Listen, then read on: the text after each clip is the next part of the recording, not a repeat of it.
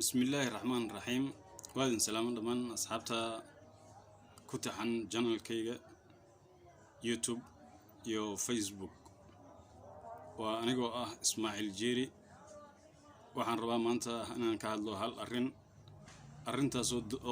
أي تهي أرين أي كقابسي وزارة عافيماتك مامل قبل كبنادر وأن أقنعي مالين كستو مقالة مقدشو تضرب يتوبان كدقمو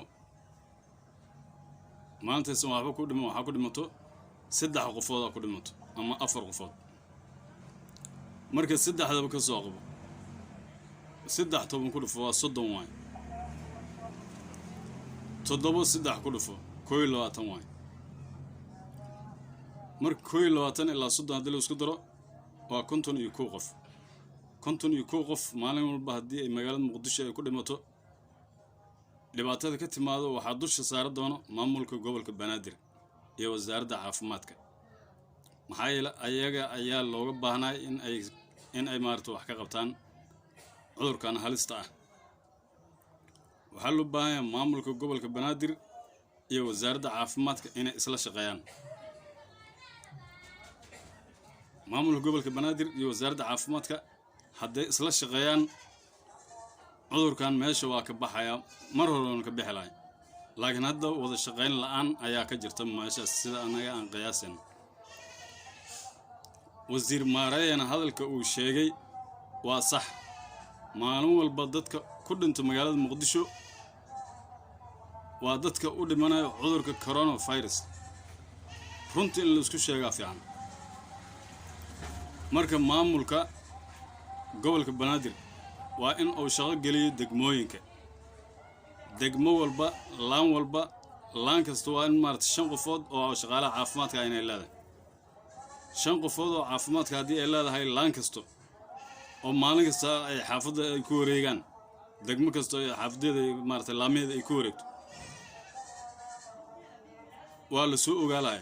cudurka maanta intii maarta hawaay ku soo korortay maanta intuu dhimatay waa la ogaalay marka waxaan ka soo horjeedaa in maamulka gobolka uu sameey waayo degmooyinka uu fari waayo in ay ka shaqeeyaan laamaha degmooyinka waa in maaragtay maamulka gobolka Banaadir uu kula xisaabtamo degmo kasta waxay leedahay 4 laamood ay leedahay 4 taas laamood hadii laan kasta maaragtay shaqaale maaragtay gooniyo loo xil saaro waa la ogaanaa subax walba hadii maaragtay kormeer ay ku soo sameeyaan dhalinyaradu waxa joogan maarta xawaay si jirtay muxuu talaalka wareey jirtay dhalinyaradaas aad shaqo loogu dhigaa maalin kasta ayaga soo gudbinayaan wax rubooda oo jiro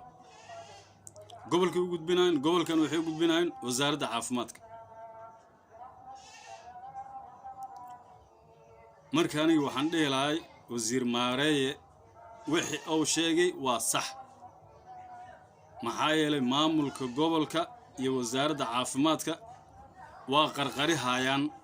in cudurkan corona uu ku jiro magaalada ma loo baano waxaas maalin kasta 50 qofood dhimato hadii aan ka badnan marka barnaamijkayga intaas aan ku soo koobaa qari baraka in rajaa waa in salaama dhamaantiin wassalaamu calaykum waraxmatullaahi wabarakaatuh